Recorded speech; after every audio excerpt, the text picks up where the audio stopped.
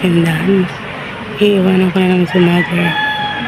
Mga alas 2 naman ay labas na ni Jen. Yan. May kasama na siya. Pero pauwi-uwi ako kasi syempre nag-alala ko mag-isa lang siya dito.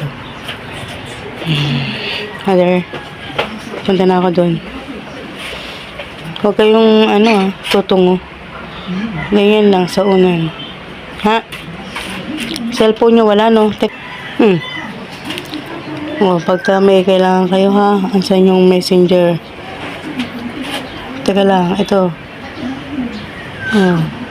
Nakapin din yung pangalan ko. I-chat nyo kagad ako, ha? Teka lang. Buti pa ito natatawagan yung cellphone ni Jen. Hindi eh. Bakit?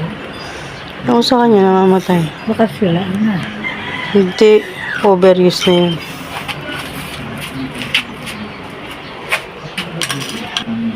Sa radyo nyo? Ayan.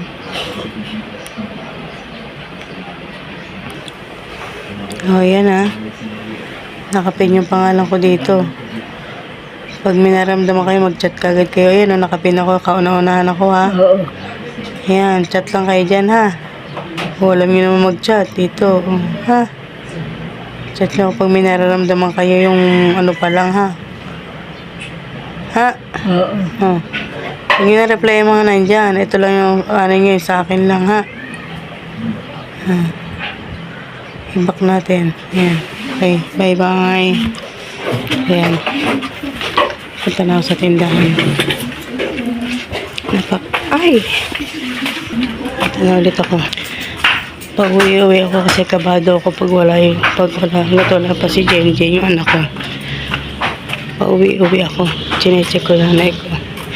Pag ganyan na yung anak ko, panatag na ako, may kasama na siya. Mahirap kasi, tulad nung yun, bigla-bigla siyang talagang ina-atake ng lalambot. Ayan. Gusto mo tuta? Ha? Tuta? Yung katulad nung dinala ko dyan, parang labrador daw yung lahi yung manila. Che!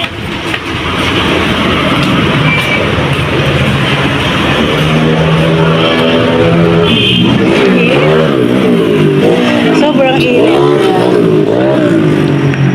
May labasan na. Alauna. Alas 2 ang labasan. Tirikang araw. Maigi na rin yan kasi naulan. Mas gusto ko mainit para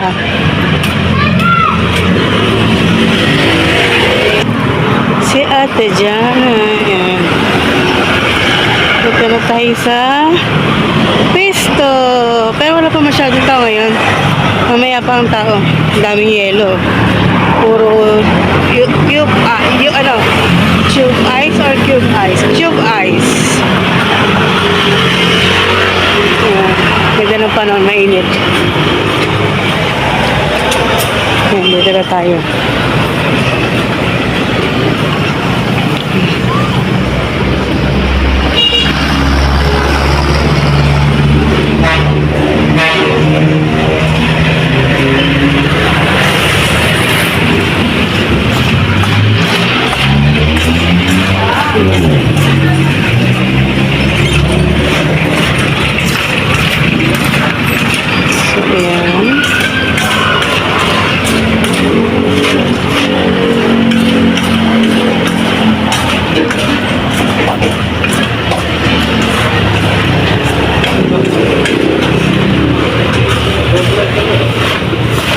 Tulala eh.